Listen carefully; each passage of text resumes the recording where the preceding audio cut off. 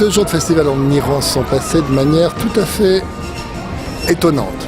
Étonnante parce que d'une part on a une vision complètement falsifiée de l'Iran, alors donc quand on arrive ici et tout à coup on se rend compte que les choses sont exactement l'inverse de ce que l'on croit a priori, en tout cas dans les relations humaines entre les gens, donc c'est déjà très très surprenant. La deuxième surprise c'est de voir des gens souriants, des gens chaleureux. La troisième surprise c'est, et non des moindres, c'est de ne pas pouvoir toucher les femmes, c'est le truc, mais juste impossible. Donc c'est tout un travail que je dois faire chaque minute et chaque jour pour me contrôler.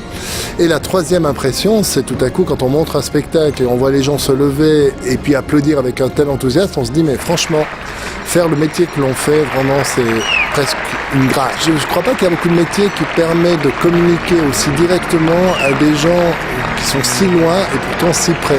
Of myself is extended toward this passion, urging me to seek more, to understand more, to lose sight of myself evermore.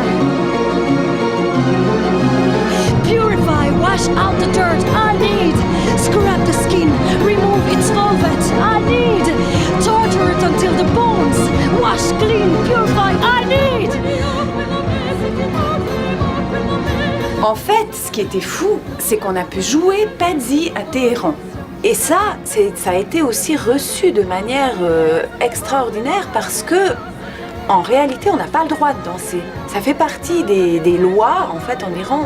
Une femme n'a pas le droit de danser, de mouvoir son corps, d'exprimer des choses, des émotions, des sentiments avec son corps. I am the shockwave, I evaporate, I scatter.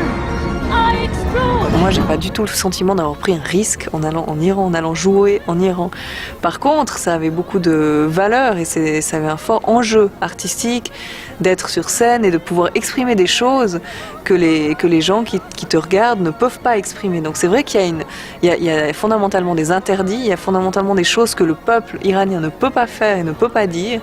Et de venir en Iran en tant qu'artiste et de monter sur scène et dire voilà ce que peut exprimer le corps. Et d'ailleurs, il y a eu une écoute du public à ce niveau-là qui était incroyable. Il y avait une tension, il y avait un réel enjeu. En réalité, de danser en cachant son corps, en annihilant d'une certaine manière sa propre féminité, ce qui me paraissait déjà au départ extrêmement contraignant et difficile, à un moment donné, au moment du spectacle, c'est devenu une bagatelle. C'était plus ça qui était important. Ce qui était important, c'était d'être là et puis de tout donner avec le corps, d'exprimer avec le corps. Et on a rencontré une danseuse qui a déjà été 2 fois en prison parce qu'elle a simplement dansé, pas parce qu'elle a montré son corps, parce qu'elle a juste dansé. Et pour elle, je crois que de nous voir, ça lui a donné énormément de force et ça lui a... On le voyait dans ses yeux quand elle nous parlait, quand elle nous a pris dans ses bras, quand elle nous a remerciés. En fait, j'ai l'impression que ça lui a donné plein d'énergie pour continuer son combat. Donc c'était vraiment... ça avait beaucoup de sens, en fait, d'être là pour nous en tant que danseuse.